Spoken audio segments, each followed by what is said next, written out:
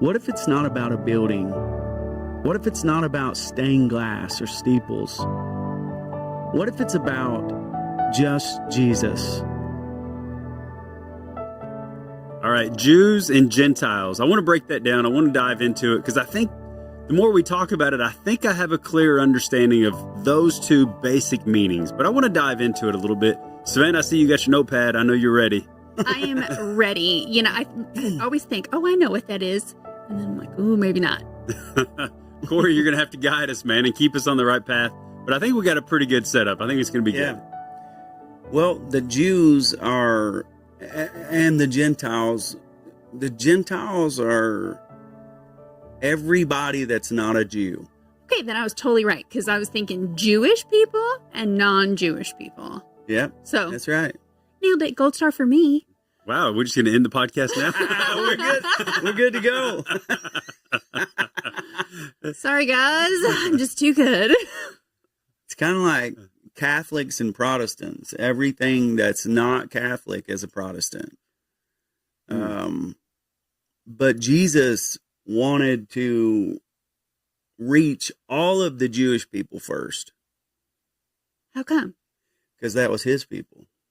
Because Jesus was Apparently a Jew. yeah, and all the apostles were Jews.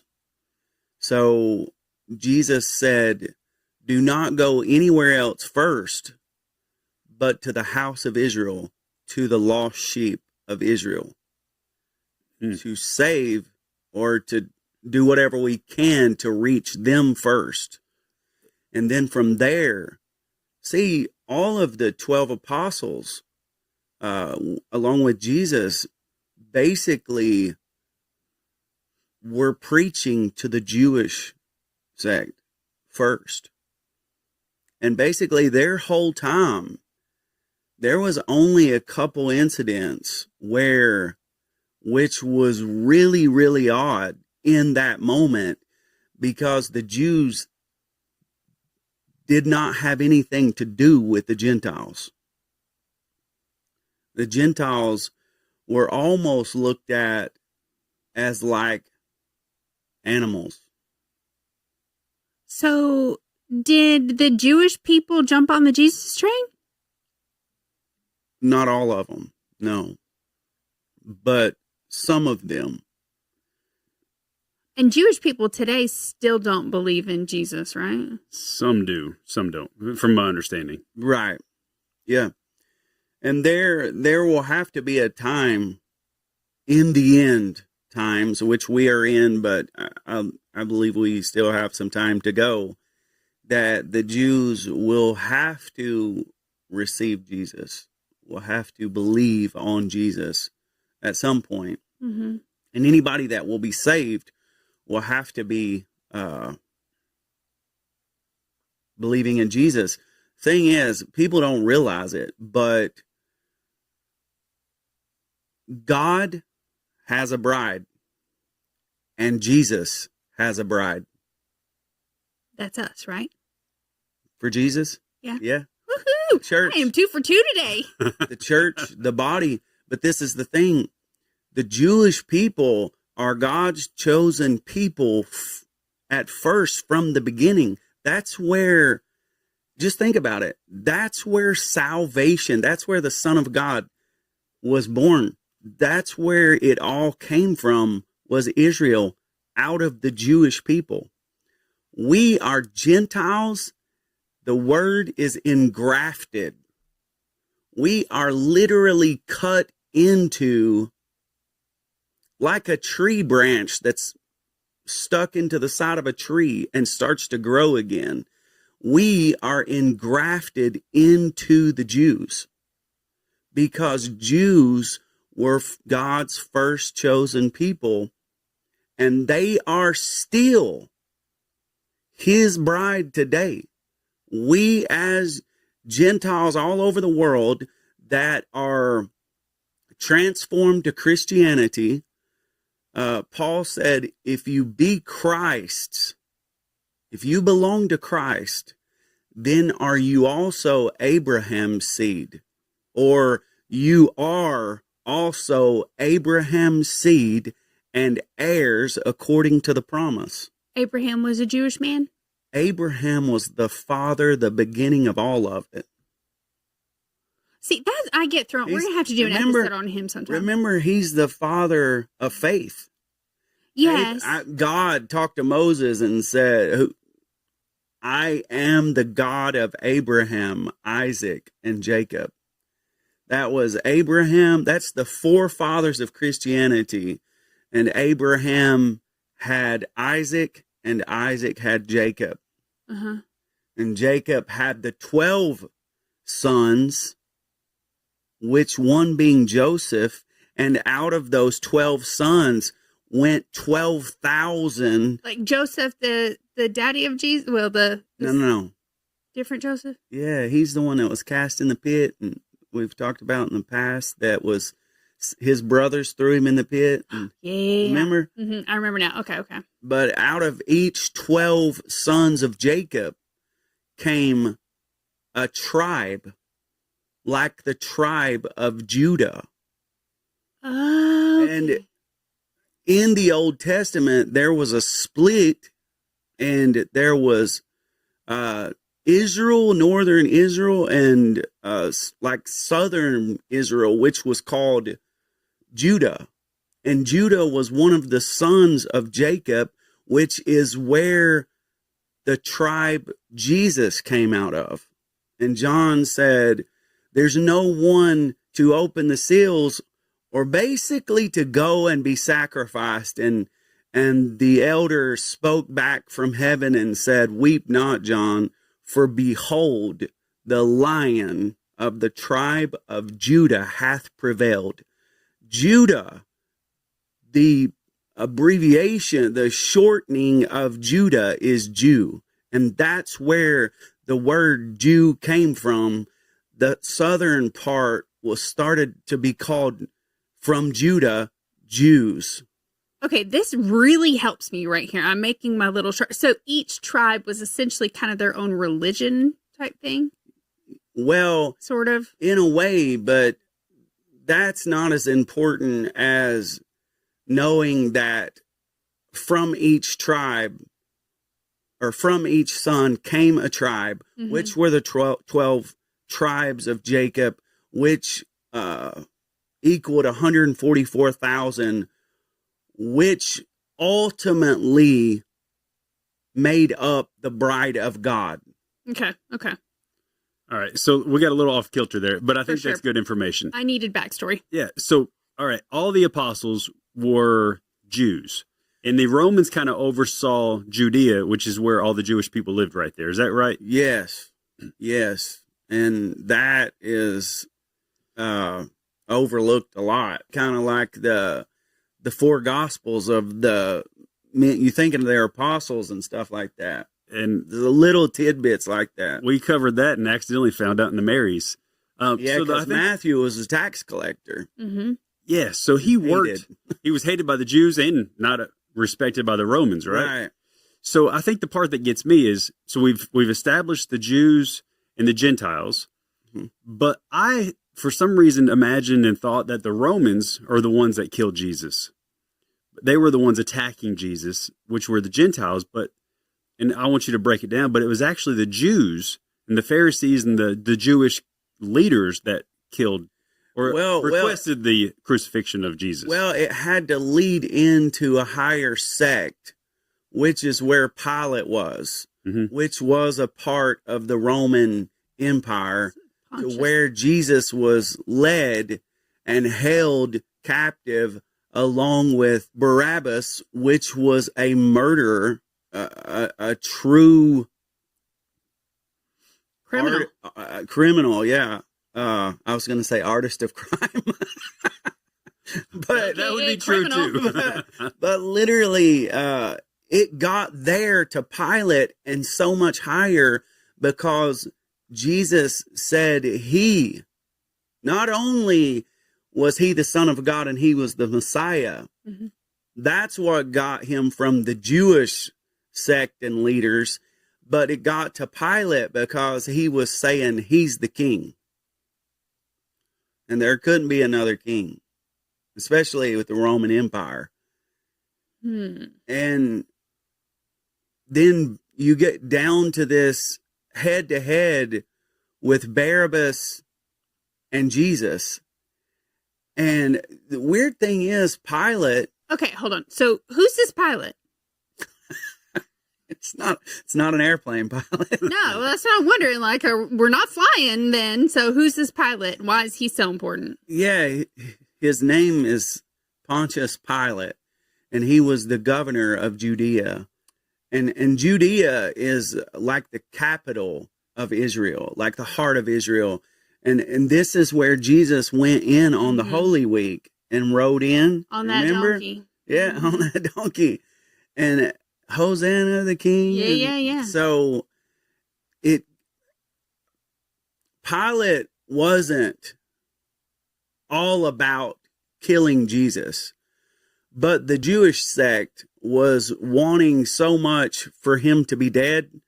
They were trying to find every way, because he said he was the Son of God and he said he was the Messiah. And that went against all Jewish customs, because they're looking at Moses. He's the lawgiver. There's not another lawgiver. But they were waiting on the Messiah. They knew he was coming, right? That's what's so crazy. But the way he came, like, has anything come good out of Nazareth? Like, they thought he was just like, they wanted like Taj Mahal, like, like big strong leader coming in to take him out of the Roman government. Yeah, like when Aladdin gets turned into a prince. What I was thinking about. Yes, you should have said that. I was thinking that when you said that, I was like, he's riding in on his elephant. If God could have just been like the genie and been like, bam, give him elephants, give him a whole army and let him walk in, like that would have been something. But that'd have been too easy, though. Of course. Yeah. But a lot of people came to Jesus and said, you're going to save us, your kingdom. And he said, if my kingdom were of this world, then would my servants fight? Well, I feel like we don't like Pontius Pilate. Well, he was kind of pressed against a wall, because once it moves all the way from the Jewish sect and customs and the Pharisees and those leaders into the Roman Empire, like Pontius, and you got an uproar because he's got a killer here, Barabbas, and he's got Jesus who's saying, and they think he's blaspheming and, making fun of everything that they stand for. So he's like, what do I do? Because all of the empires saying, kill Jesus, crucify him. Like, I'm talking like. When you say the empire, you're still talking about the Jews. Well, I'm talking the Roman Empire. Yeah, I'm talking about now at this point, it's all went into the Roman Empire, and it's Jewish people, though, and Roman that are screaming, we want his blood. They got a pee on the ropes. Yeah. Crucify him, crucify him, crucify. Like, they're mad, like horribly mad, like ready to kill him themselves, and have wanted to stone him and hang him and crucify him. So they are raging at this point, pressing Pilate to kill him. And even to the point that Pilate says, well, we have Barabbas or we have Jesus. You pick who you want. Do you want Jesus, the King of the Jews, or do you want Barabbas, the murderer, the true criminal? Mm-hmm. He didn't say true criminal, but he was the true criminal. Isn't that a song? What? Smooth criminal. Smooth criminal. Yeah. I was thinking true. This is a smooth operator. Yeah. But, and this is the crazy thing. It came down to the wire. And the night before all of this took place, Pilate's wife came to Pilate and said, I've had a dream about this man, Jesus, and he's innocent. and she basically said, you need to wash your hands of this. And like big time, like I'm telling you, like, and she told him that. And he was, you could tell in the readings and stuff, he's distressed but he's got the people that's in an uproar. The whole place is in an uproar over this Jesus. And he knows that he has to make a move. So he stands before all of the people and he says, I wash my hands of this. So he did do it? He did say, don't do that. I'm listening to my wife. First he says, I wash my hands of this. His blood is not going to be on me. But you do what you want. And whatever you say, I allow it. No. But it's not. And he's literally washing his hands of it.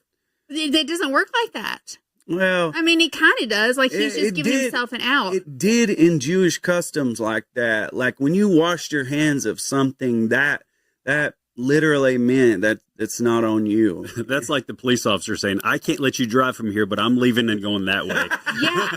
Yeah, for sure. Can you imagine the wife later, though, that I told you so once things were... Yeah, but you know, the Bible really doesn't talk about like the Romans or a lot of what happens years down the road once they know and once they see that he's Well, but he crucified. felt like he was absolved of that, though, because he washed his hands. Absolutely. And that's basically, you know, the way it took place. And then they said, scourge him and then kill him. What's a scourge? Whip him. Like, and it was in the Roman customs, like to put him on a whipping post. Oh, And they had an instrument called like the cat of nine tails. I know what that is. And you do? Yeah, I know. And it had like bones and metal and so they whipped him, and it was like Jewish custom, I believe, to do 39 stripes. Whew. But just to let you know the extremity of it, a lot of men did not make it to the 39th. They died right there on the whipping post from the trauma to the body. Wow. So let's break it down a little bit. So Jesus was a Jew. Mm-hmm. His apostles were Jew. What about Paul? So Paul came in later. Paul had been, I guess, hunting Jesus and the Christians, right? yeah. So he was literally like, And I've heard you say he's the apostle for the Gentiles, right? yeah. And this is what's so amazing, because it's like you said, he was like, of the Jew, he was like a leader of leaders of all through the customs and the so he was teachings. like in the board meetings was where they were talking about hunting Jesus. Yeah, he was Yeah. a Pharisee. Ah, To take you back just a moment, I think we've talked about this. I'm not for sure. But when the first martyr happened, Stephen, when he was, nope, I'm just here for it. Whatever we need to do. when he was drug outside of the city and stoned, the Bible shortly mentions that all of those Pharisees who were stoning Stephen alive, before they did it, they laid their coats at the feet of a young Paul I remember Or that Saul. story. Yeah. at the time. Yeah. So he had been right there and grew up in that and absolutely hated Christians. And he was groomed from the beginning. Yes. Mhm. Yeah, and so he had been in all of he was a Pharisee. He was in all of their customs, brought up in that. And so he absolutely hated Jesus, hated Christians, and took it upon himself to go and apprehend them and imprison them and kill them if need be. And that's what happened on the road to Damascus when he was with them, with like the Christians and getting and apprehending Christians when he was struck down by Jesus. And so that's the amazing thing, that yes, he was a Jew and he knew everything. So he knew that much more how to defend the doctrine because he already knew all the Jewish customs. So he was like a genius, and then he got Jesus. And he's even better. Yeah. Yeah. He went from a genius to a Jesus freak. Yeah. Well, so talking about that. All right. So he was the apostle of the Gentiles, you said. Mm-hmm. So a lot of his books are where he went to other countries and other lands and started churches and brought people into being Jesus believers and Christians, right? There were letters. Was he the one that was thanking the lady? Yes. The Mary. Yeah. Yeah. He was, in a lot of ways, you had him coming off the tail end of the apostles. Mm-hmm. So Jesus was crucified. So, and he does interact a little with some of the apostles, like Peter, even having a face-off with him, as we've talked about before. You said that was how he treated the Gentiles when the Jews were around. Yes. So Peter was like playing both parts. When he was like around the Jews, he was like, oh, I'm uppity, I'm a Jew, and got to look down on the Gentiles. But when he was with the Gentiles, it was just the opposite. And so Paul hit him up on that and was like, dude, that's hypocritical. And just to clarify Gentile a little bit, I kind of looked at Gentiles like, oh, that's a religion. But Gentiles, like you've said, obviously is just not a Jew. Yeah, not anything. Everybody's a Gentile. And some of them believed in multiple gods, different things, or no God. Like they all believed. I used to think, okay, well, everybody believed in God back then. But that's not particularly true. They believed in something spiritual, but not God as we know God. Absolutely not. They had multiple gods, idols, different things that they worshiped. And to in one place, Paul comes to them, because these are like peasant religions where they're believing in. It's like when you see God, the God of Abraham, Isaac, and Jacob, the God of eternity, that's capitalized. When you see in the Bible gods where they're worshiping other gods, that's a little g. Ah, that's cool. Yeah. So it's lowercase. Dude, you think about it. Jesus came in and he's a Jew. They're Jews. Yeah. He's just trying to convince them that he's the Messiah and here's what God sent me to say.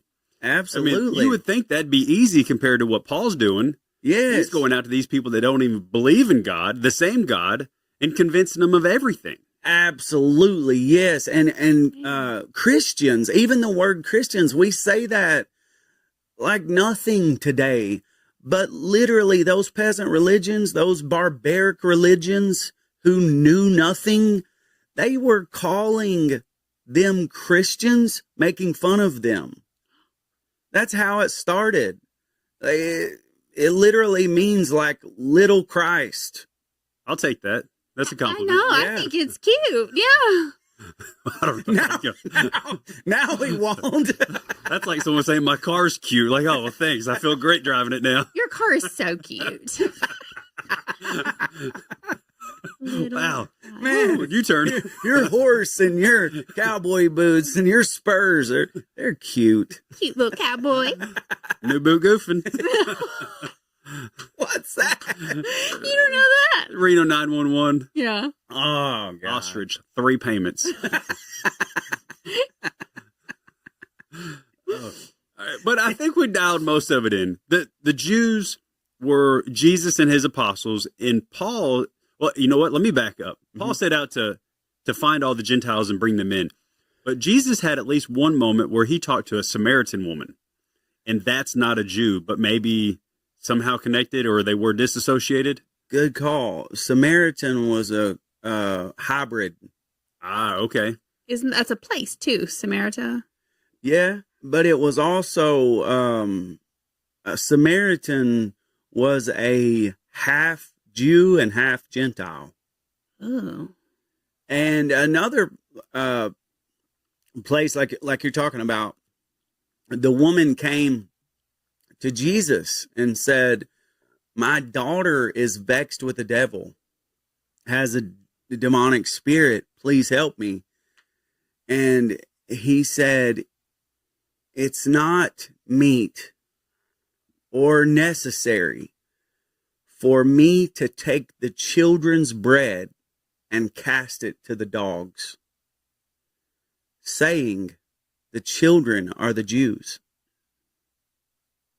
And for me to bait, what he was saying was, it's not necessary for me to take the Jews' bread and cast it to the Gentiles. Okay, that makes sense. Just say that instead of riddles, Well, It's not riddle. So he basically said, it's not, I can't take the children's bread and cast it to the dogs. But one of the most powerful replies to Jesus, and he did heal her daughter, is he said, or she said, truth, Lord, but the dogs desire the crumbs that fall from the master's table. Into that. And that moved him. It's eye-opening. Yes, and he healed her daughter.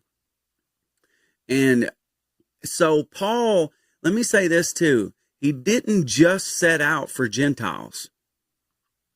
He set out for everybody, Jews and Gentiles at that point. Okay. There was just he was called to the Gentiles because basically really no one else was.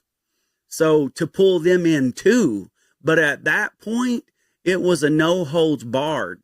He was pulling like a net. He was the one that was pulling in everybody. Samaritans, Jews, Gentiles, anybody that would believe and recognize Jesus as he the was Messiah truly a and the fisher Son of of God. men. Absolutely. So we're talking to someone at the Taco Bell about coming to church with us. Absolutely. This guy's convincing the whole world that you need to follow Jesus, and here's why. And who have no clue. They've never heard, about all of these things that we've heard, all up to this point. These are people literally that were worshiping. He walked up to a group of people who were worshiping gods, and they didn't even know what the god was. They just worshiped from customs and traditions of idols and animals and literal barbarians. And Paul would go up and say, let me introduce you to the true God, the God of Abraham, Isaac, and Jacob. And he would break down from the beginning, from all the way back, Moses, the first lawgiver, all the way to Jesus, the Passover lamb. And he said, whoever calls upon the name of the Lord shall be saved. He said, who believes in their heart and confesses with their mouth that God has raised him from the dead shall be saved. It was Paul that said, we now, through the blood of Jesus, are neither Jew nor Greek nor Gentile, bond nor free, male nor female. Through the blood, speaking of salvation in itself, but we are all one in Christ Jesus. Be blessed.